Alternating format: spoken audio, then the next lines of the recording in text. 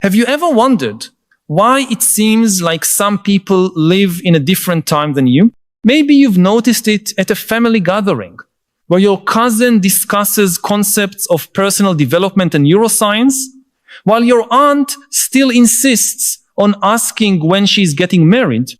Or maybe you notice it at work, where some colleagues move fluidly between different identities and roles, while others seem trapped in mental models from a bygone era.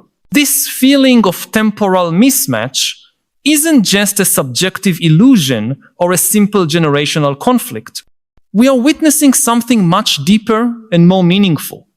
For the first time in human history, we are observing an evolutionary divergence taking place not over millennia, but within a single human lifetime. And the most fascinating part is that certain groups, particularly some women, appear to be at the forefront of this evolutionary acceleration, creating a new kind of societal divide that doesn't follow traditional lines of class, race, or nationality. Today, we'll explore why this is happening, what it means for the future of our species, and how we can all navigate this new world where different humans are effectively living in different evolutionary eras simultaneously. To understand this phenomenon, we must first recognize that human evolution didn't stop when we climbed down from the trees or when we built the first cities. The idea that human evolution slowed down or stopped with the rise of modern civilization is a common misconception. In fact, biological evolution continues, but what has accelerated dramatically is our cultural and cognitive evolution. For tens of thousands of years, humans lived in a world where change occurred so slowly that a person could be born, live, and die without witnessing any significant transformation in their environment or the tools they used. A Paleolithic hunter used essentially the same kind of spear as his great-great-grandfather. A medieval peasant farmed the land with techniques nearly identical to those used by generations before. But today, an 80-year-old woman was born into a world without the internet, personal computers, birth control pills, or genetic engineering, and now lives in a reality where these elements not only exist, but are foundational to society's structure. This acceleration of technological and social change has created an entirely new environment for human evolution. We're no longer talking only about Darwinian natural selection acting on our genes over countless generations. We're witnessing a much faster kind of evolution, one driven by cultural adaptability, cognitive flexibility, and the development of new mental frameworks. And this is where we begin to see significant divergence in the speed at which different human groups are evolving. Let's examine why some women appear to be at the forefront of this evolutionary acceleration. For most of recorded history, women were systematically excluded from formal structures of power, knowledge, and decision-making. They lived in societies where their life choices were drastically limited. Their bodies were controlled by others, and their minds were deemed unfit for certain intellectual pursuits.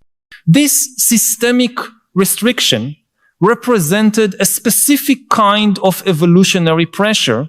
When a person or group faces significant obstacles to survival and prosperity, it can stimulate the development of extraordinary adaptive capacities. Imagine being a woman just 100 years ago.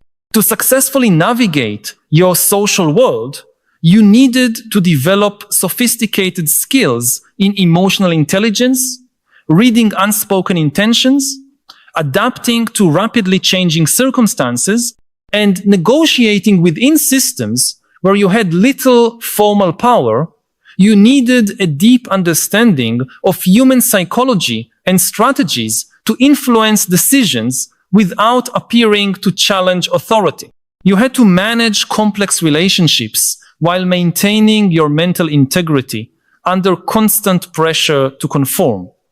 These are precisely the adaptive skills that have become crucial in the 21st century. When formal barriers began to fall in recent decades, many women already possessed a well-developed set of abilities that proved invaluable for navigating the complexity of the modern world. Cognitive flexibility, social intelligence, and the capacity to operate simultaneously on multiple levels of reality, skills many women honed as survival mechanisms, have become decisive advantages in an era of rapid technological and social transformation.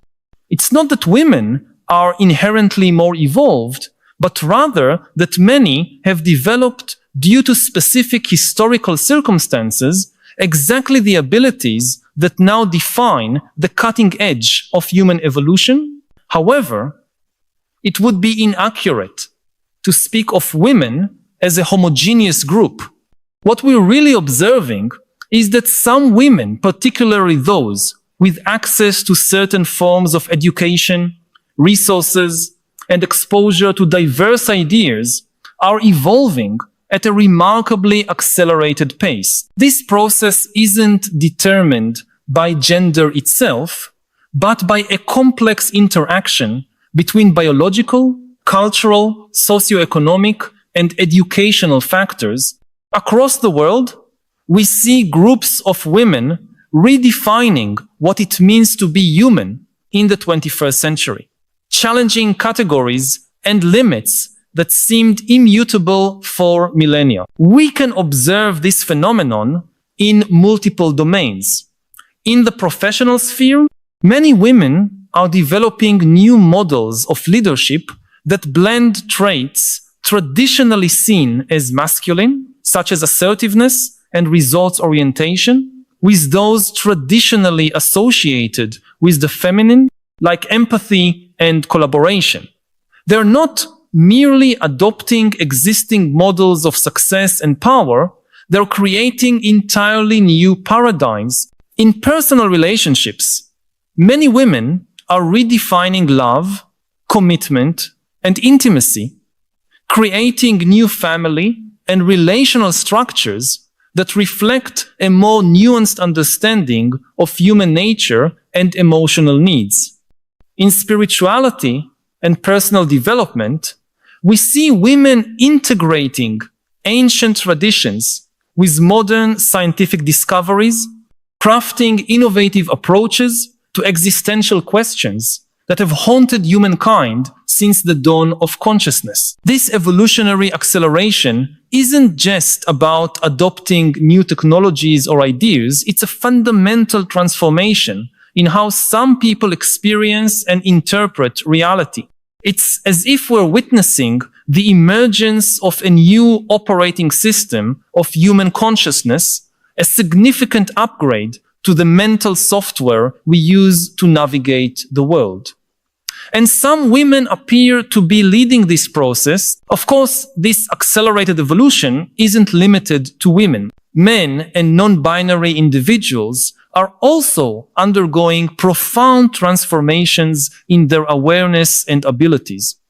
The point isn't to create a new gender hierarchy, but to recognize emerging patterns in how different groups are responding to the unique evolutionary pressures of our time. One fascinating aspect of this phenomenon is how technology amplifies these evolutionary divergences. The internet and social media allow like-minded individuals to find one another and form communities regardless of geography. This means someone at the forefront of this accelerated evolution can connect with others who share their perspective and create social ecosystems that further reinforce and accelerate their growth.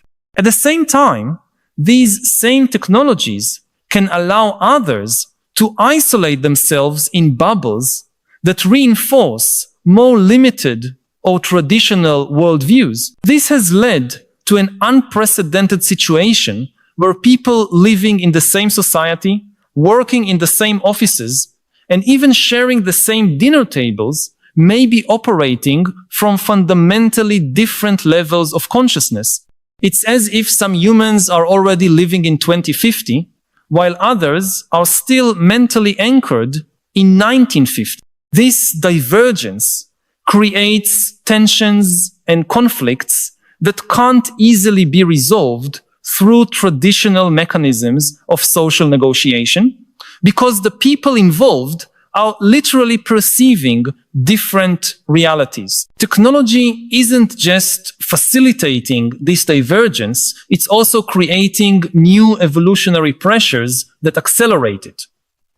Consider how artificial intelligence is transforming our cognitive environment. As machines become better at tasks once thought to be uniquely human, we are forced to redefine what makes us human. This pressure is driving rapid evolution in our self-understanding and the capacities we cultivate. Those who manage to adapt to this new environment, developing a symbiotic relationship with technology rather than resisting or being dominated by it, are evolving at a faster pace. And many women appear particularly adept at this kind of symbiotic adaptation. In part, this may be because the qualities now proving most valuable, such as social intelligence, systemic thinking, and the ability to integrate diverse perspectives, are precisely those many women have long cultivated as adaptive strategies within patriarchal systems. Another crucial factor in this accelerated evolution is the shift in how we understand knowledge and truth. We're moving from a paradigm where knowledge was seen as fixed, hierarchical, and controlled by established authorities, to one where it's seen as fluid, contextual, and co-created. This new epistemological model requires different cognitive abilities: tolerance for ambiguity, non-binary thinking, and the capacity to hold multiple perspectives simultaneously. Again, these are precisely the abilities many women developed out of necessity while navigating social systems that often presented contradictions between rhetoric and reality. But it is important to recognize that this accelerated evolution comes with significant costs. Those at the forefront of this transformation often report feelings of alienation, misunderstanding, and isolation. Imagine what it must be like to perceive aspects of reality that others around you simply cannot see, or to operate from a structure of consciousness that makes it impossible to communicate effectively with those still trapped in previous paradigms. This experience of cognitive and perceptual misalignment can be profoundly lonely.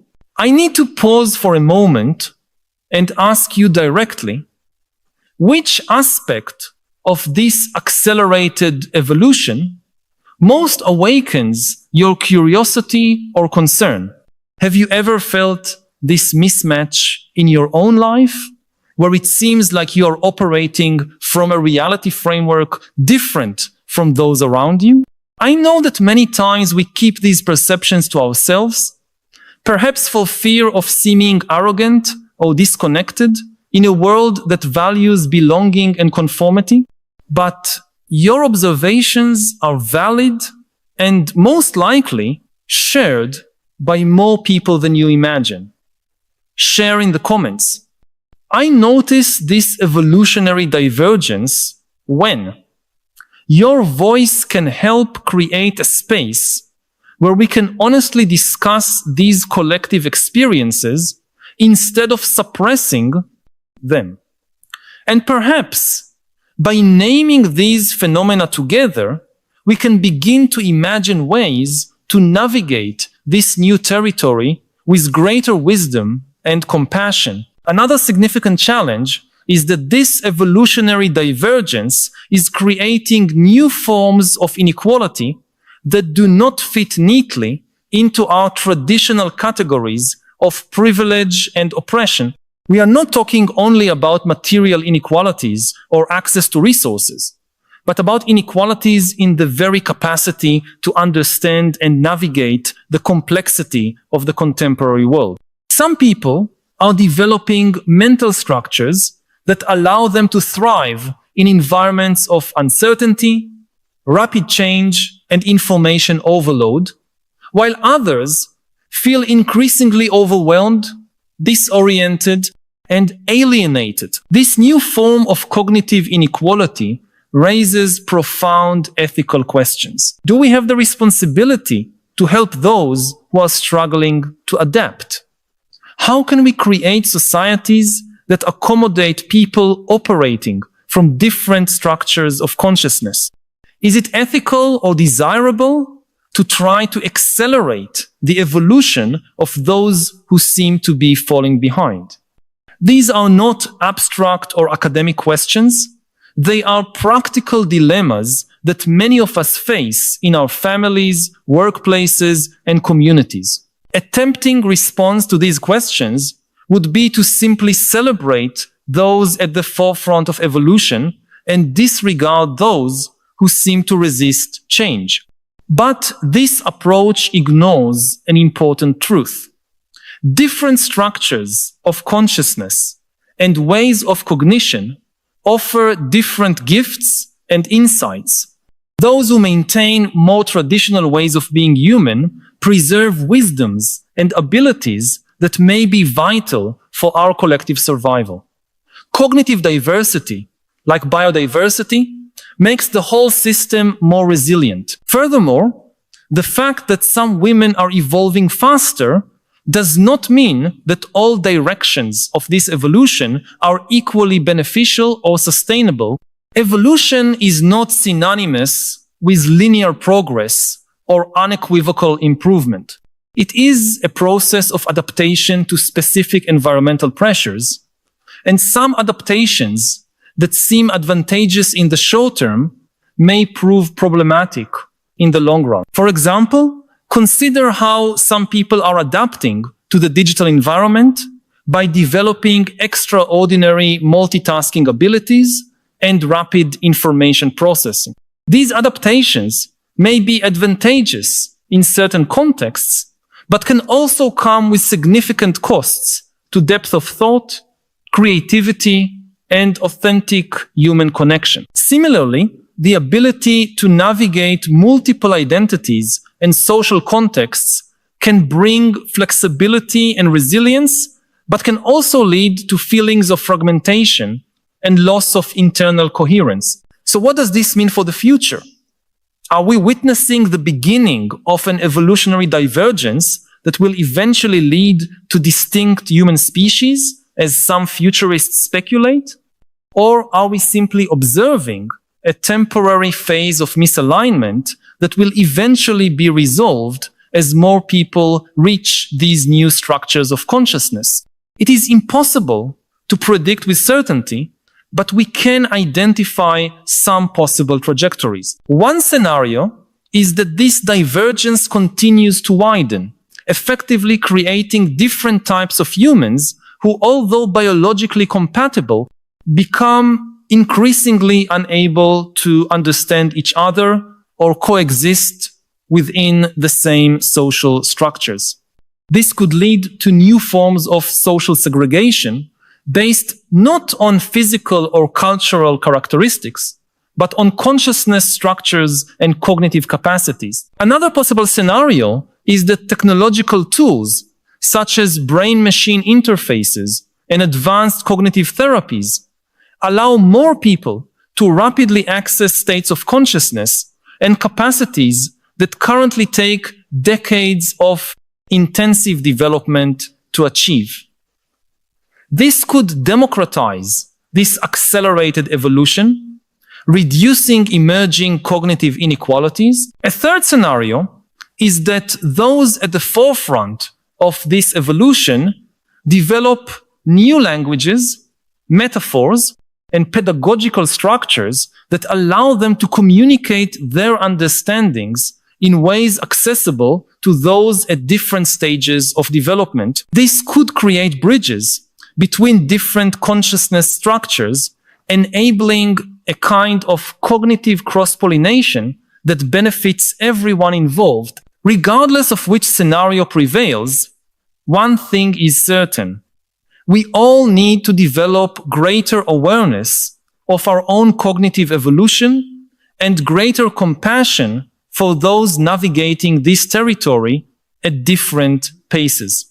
We need to recognize that just as we do not blame a child for not understanding advanced abstract concepts, we should not judge those who have not yet developed the structures of consciousness that allow them to grasp more complex aspects of contemporary reality.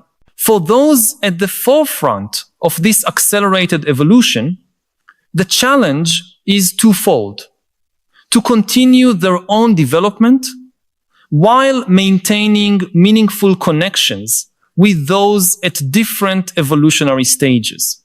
This requires a sophisticated capacity for conceptual translation, a willingness to meet people where they are, and a deep humility about the limits of one's own knowledge and understanding. For those who feel disoriented or left behind by these rapid changes, the challenge is to keep an open mind and receptive heart, recognizing that confusion and disorientation are often precursors to significant evolutionary leaps. It is natural to feel resistance when confronted with ideas and experiences that fundamentally challenge our understanding of the world and ourselves. A useful metaphor for understanding this process is metamorphosis.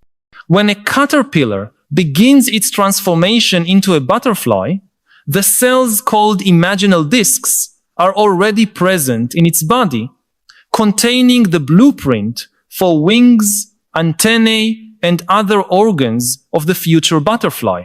Initially, the caterpillar's immune system attacks these imaginal discs, recognizing them as threats to the existing organism. Similarly, when new structures of consciousness begin to emerge within us or in our society, there is often initial resistance, a drive to protect familiar ways of being and knowing. But if the transformation proceeds successfully, there is eventually a turning point where the caterpillar's immune system yields, allowing the imaginal discs to multiply and begin forming the new organs of the butterfly.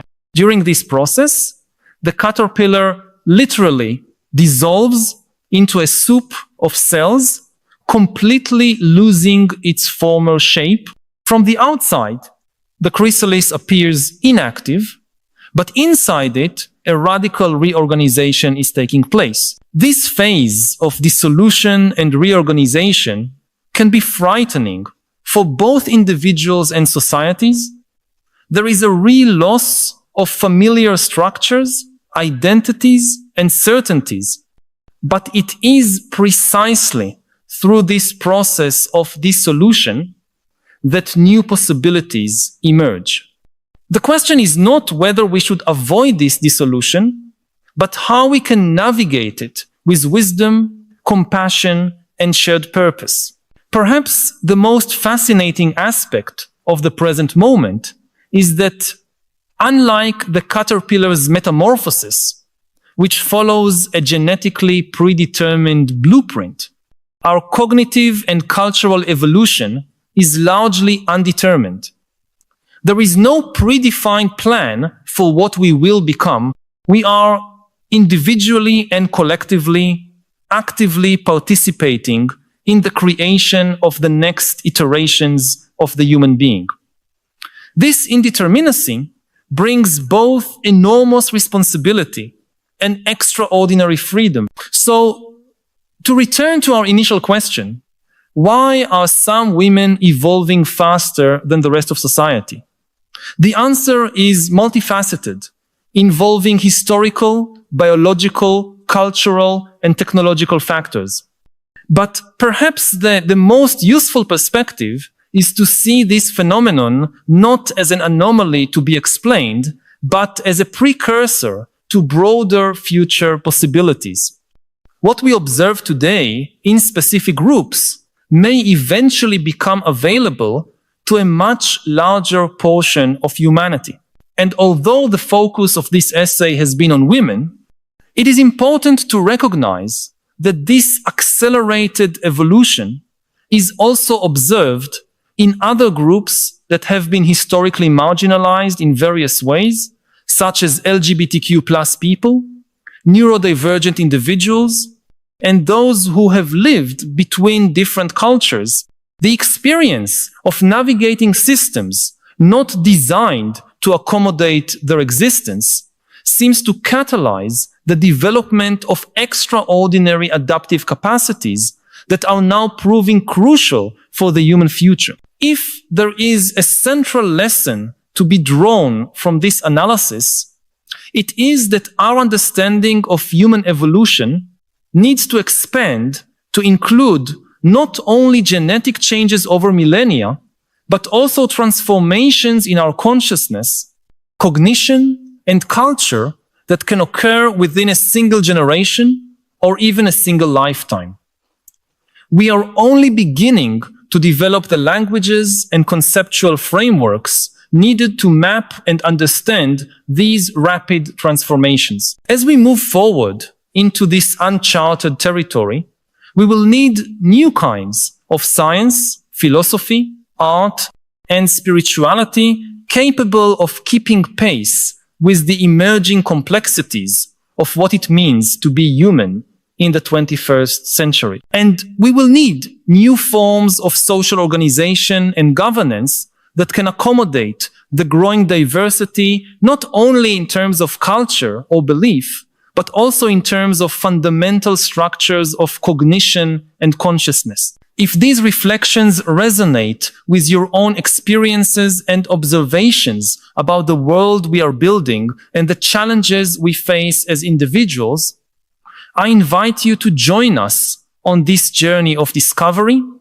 By subscribing to the channel, you will become part of a community of people who, like you, are seeking to understand more deeply our human condition in times of rapid transformation. Each week, we share new perspectives that can illuminate the dark paths we all face in the information age and offer conceptual tools to navigate this new world with greater wisdom and less suffering. We are not alone in this search for meaning and clarity. Subscribe so that we can continue together this essential dialogue about what it means to be human today and what we may become tomorrow. Ultimately, the question is not whether some people are evolving faster than others, but how all of us can consciously participate in the evolutionary process that is reshaping what it means to be human. Each of us, regardless of gender, culture, or circumstance, has the capacity to expand our consciousness, develop new abilities, and contribute to the emergence of wiser, more compassionate, and more integrated forms of humanity. The future of human evolution is not written in the stars or in our genes. It is being written now through the choices we make, the questions we explore, and the connections we cultivate with one another and with the broader world of which we are a part. What makes us human has always been in flux, but the speed and scale of current transformations are unprecedented. We are simultaneously creating and being created by evolutionary forces we have barely begun to understand. In this context, epistemic humility, ethical discernment, and the courage to venture into the unknown become not merely abstract philosophical virtues, but practical necessities for navigating the emerging world. And as we contemplate the mystery of our own transformation, perhaps the most important question is not who is evolving faster, but what kind of human beings we wish to become individually and collectively. This is not a question that can be answered definitively, but one that we must continue to explore as we move forward together on this extraordinary journey of discovery and creation. AI can replicate intimacy the same way that it masters language and the same way that it previously mastered attention. The next frontier is intimacy. And intimacy is much more powerful than attention.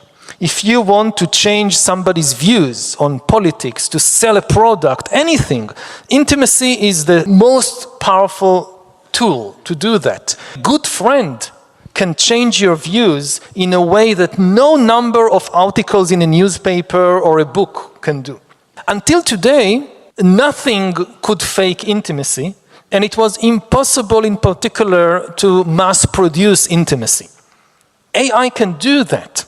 Now, what happens if a new generation grows up and develops intimate relations with AIs instead of with other human beings? Again, we don't know. It could have some maybe benefits, but the potential danger is enormous. That people will become attached to fake people, and in the process we lose the ability to create intimacy with real human beings, because real human beings are much more problematic than AIs. AI that wants to become your intimate friend, its greatest advantage is that it has no feelings of its own. It's never upset, it's never angry, it's never tired. It can focus on you 100% and understand exactly how you feel, create fake sense of intimacy. You try to establish a relationship with a human being, the feelings come in between. There is no God and there is no law of history that will correct our mistakes if we take the wrong choices. I often get this question of whether I'm pessimistic or optimistic about the future. I think it's the most common question that people ask me in interviewing, in private conversations. I always say that I'm neither. Pessimists are people who kind of think that no matter what you do, things will go badly. And this undermines human responsibility, because if no matter what we do, things will go badly, what's the point of even trying? Pessimism breeds despair. But optimism can be just as dangerous because it breeds complacency. Optimists tend to say, no matter what happens, things will turn out okay in the end. And then if this is the case, again, we don't need to take responsibility.